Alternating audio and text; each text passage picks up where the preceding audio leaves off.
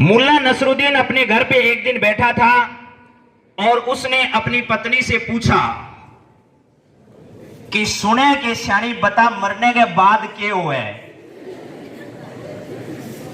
के पूछो कि बता श्याणी मरने के बाद क्या हुआ है।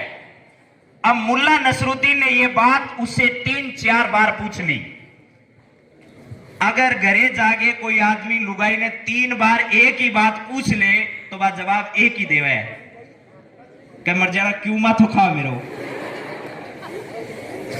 अनुभव। और यही बात मुल्ला नसरुद्दीन को उसकी पत्नी ने कहा कि मरने के बाद क्या होता है श्याणी बता। तो पहले 3-4 बार में तो उसने बात टाल मटोल कर दी, लेकिन लास्ट में एक छोटा सा सेंटेंस उसने बोल दिया।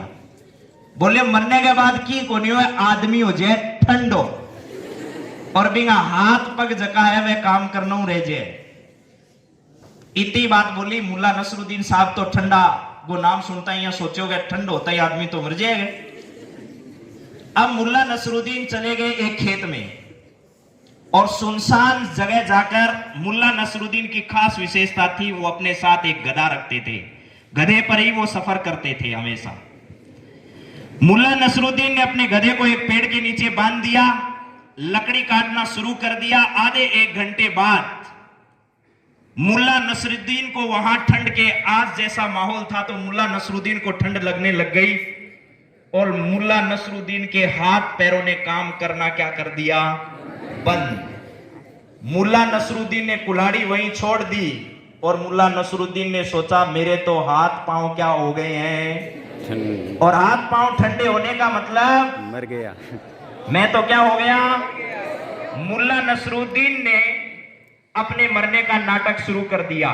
मुल्ला नसरुद्दीन सो गया और नाटक करने लग गया कि भाई मैं तो अब क्या हो गया हूं, ठंडो। और एक भेड़िया वहां आया और भेड़िए ने कुछ नहीं किया, उसके गधे पर क्या कर दिया, आक्रमण कर दिया। गधा बंधा हुआ था, भेड़िए ने गधे को मार दिया। अब मुल्ला नसरुद्दीन जिंदा होते हुए भी नहीं जागा, क्योंकि मुल्ला नसरुद्दीन ने सोच लिया था मैं तो ठंडा हो गया हूं। वैसे ही कहानी आपके साथ है। आपने अपने दिमाग में यह बैठा रखा है, आपने ये सोच रखा है कि अब तो समय गया, अब मेहनत करने से क्या फायदा है। आपने अपने दिमाग को यह समझा रखा है कि अब और ज्यादा पढ़ने से कोई फायदा नहीं है, जिनका पहला नंबर आ गया उनका आ गया।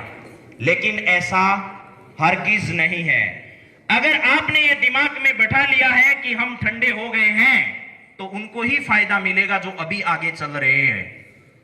लेकिन अगर अपनी ऊर्जा को, अपने आप को जिंदा रहने का परिणाम आपने अपने दिमाग को समझाया है, तो आपका दिमाग आपको हमेशा के लिए जिंदा रखेगा। तो आपको आज के बाद क्या नहीं होना है, तो 3 बार बोलो हम जाग रहे हैं। ऐसे नहीं, सीधे बैठो पहले। हाँ, अब बोलो हम जाग रहे हैं, हम जाग रहे हैं, हम जाग रहे हैं। हमारा परिणाम आपको बताएगा कि हम ठंडे नहीं हैं। हमारा परिणाम आपको बताएगा कि हम ठंडे। और मैं हमेशा कहता हूं जंग में हथियार नहीं जिगरा काम आता है। जंग में हथियार नहीं जिगरा काम आता है, और जिंदगी में पैसा नहीं हुनर काम आता है। आपके पास पैसे कितने भी हो वो इतने काम नहीं आएंगे जितना आपका जज्बा, जुनून, जोश काम आएगा। और मैंने ये भी कहा कि जंग में हथियार चाहे कितने भी हों, लेकिन अगर चलाने नहीं आते या जिगरा नहीं है तो हथियार धरे रह जाते हैं। कारगिल का युद्ध आपको याद करना चाहिए। कारगिल की लड़ाई में भारतीय सेना के सामने इतना बड़ा मुकाबला था, 400 से अधिक पाकिस्तानी हमारे सर पर बैठे थे, लेकिन हमारे उन जांबाज सैनिकों ने हथियार नहीं डाले और केवल जज्बे के बलबूते 400 फौजी छावनियां और कारगिल का पूरा 1500 है स्क्वायर मील का जो एरिया जो पाकिस्तान ने कब्जा कर लिया था, वो हमारे ही सैनिकों ने जज्बे से आजाद करवाया था पाकिस्तान से। इसीलिए मैंने कहा आपसे कि जंग में हथियार नहीं जिगरा काम आता है और जिंदगी में पैसा नहीं हुनर काम आता है। तो आपको अपने अंदर हुनर भरना है, जोश भरना है और उसी जोश की बदौलत ये करके दिखाना है कि जिसने 98.80 हासिल किया, इस बार उससे भी ऊपर 99.00। अगर ये आपका लक्ष्य है तो हमको किसी को जवाब नहीं देना पड़ेगा, आपका परिणाम ही सब तक पहुंच जाएगा और लोग न केवल आपके परिणाम को देखेंगे बल्कि आपके परिणाम पर ही हमारी मेहनत टिकी हुई है। तो क्या हमारी मेहनत का परिणाम दिखाओगे? अरे जोर से बोलो तो फिर। क्या परिणाम इस बार सकारात्मक दिखाओगे?